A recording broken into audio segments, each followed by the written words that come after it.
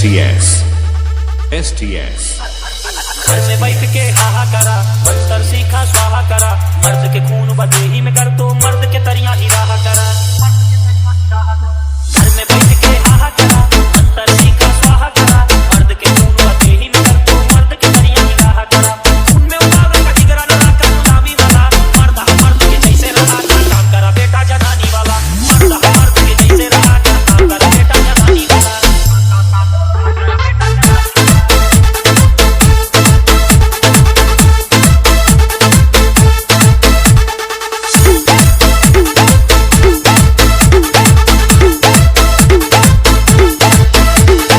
STS आंधी न बाटे यहाँ की बयार, शेर बने अंदर से बाटे सियार, हड्डी फेंका चुप हो ही जाई है, पाला हुआ बाटे कुकुर हमार।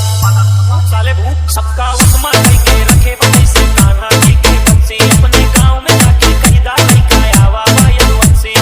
उनने उड़ावे का जिगरा न रखा गुलामी वाला, मर्द के जैसे रहा था काम करा बेटा जनानी वाला, मर्द के जैसे रहा था काम करा बेटा जनानी वाला।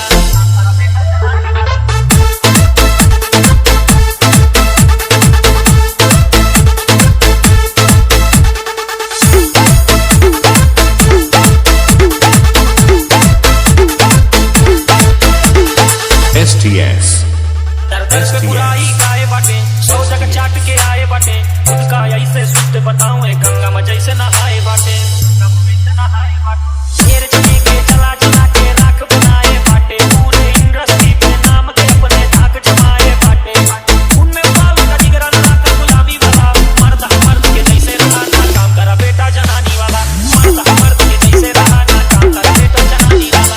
STS STS STS STS STS STS STS STS STS